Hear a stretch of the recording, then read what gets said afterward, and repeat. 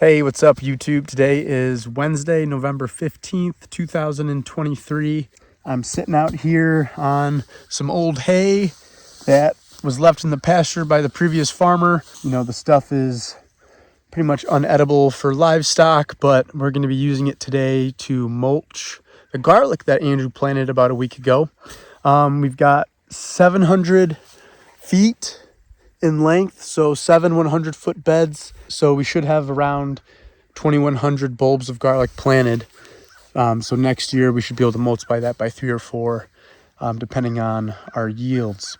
That said, I have pretty much the whole project done. Just have maybe 50 more feet to do, but just kind of wanted to show you guys what I was doing and how I'm turning a waste product into a resource, and show you guys the whole pile. I've just been kind of just grabbing off of whatever's easiest to grab and just taking whole handfuls and just kind of drizzling it over the garden, and it's going great.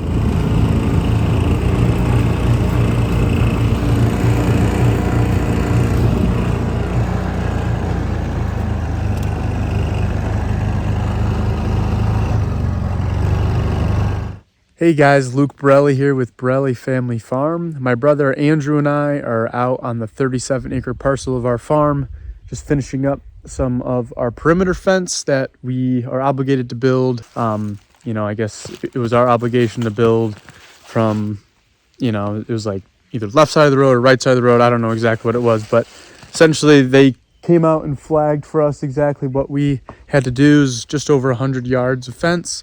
My brother Andrew and my cousin Shawnee spent, I think it would have been Saturday and Sunday last weekend, getting all the T-posts in.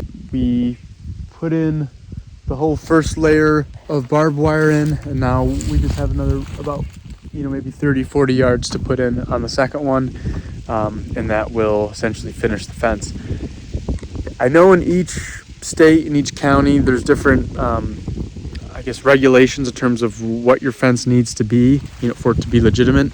It's a height thing, so it has to be, I think here in Wisconsin, Andrew said it was about, I think the posts have to be 50 inches high at least.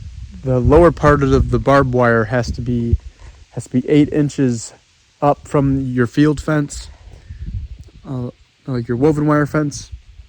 And then that second one has to be another 8 inches. So it's essentially 16 inches of total height in barbed wire in 2 strands, and then the field fence with just making sure that your T-posts are at least 50 inches and we have legitimate fence. So we're officially pretty much done. Just have to finish this last thing of barbed wire, and then we don't have to worry about it anymore. So, well, we have that other scrap piece. You just throw that on there.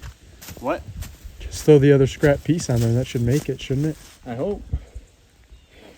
You don't really need to bring that whole roll. He came in here and started cutting. All this stuff came. He just cut it all super high. Just putting in some barbed wire and building some perimeter fence so we don't get sued by our neighbor. Strap it in the second length of barbed wire. He does still have quite a bit to finish on his own. Pretty much right where this pink flag is where ours ends. I think his is built all the way up to that point right there, so he has another maybe 40 or 50 yards to finish up.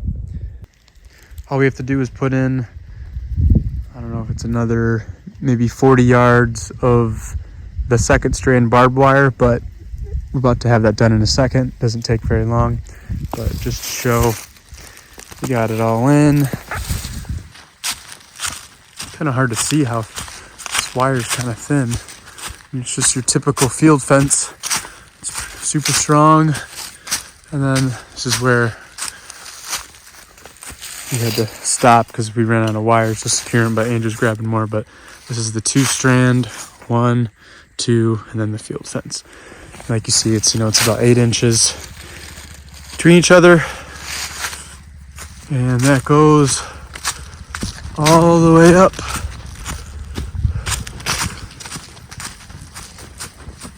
All the way up.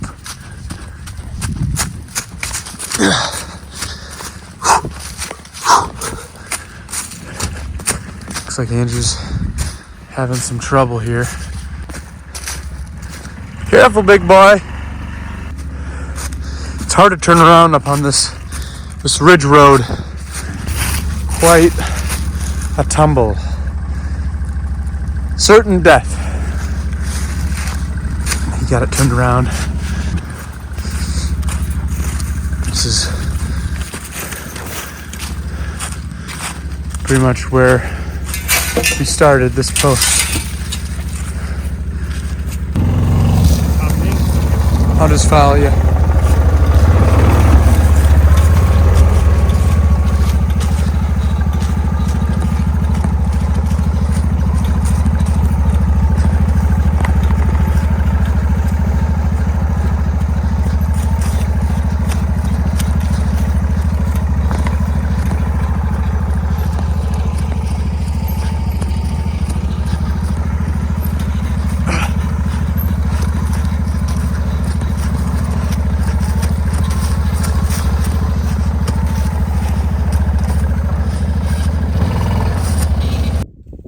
I've never really built fence before. I don't know about you, Andrew. I mean, we've done a little bit of like fence work this year, but the technique we're doing is I'm just kind of putting tension on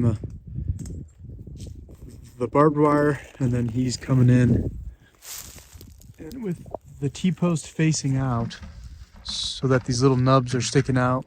We put the barbed wire on the other side, and then you just make a hoop around it, and then you hook it on both sides. Just curl it around the wire, and that keeps it pretty tight on there. There's a woodpecker somewhere up there. This perimeter fence is officially done.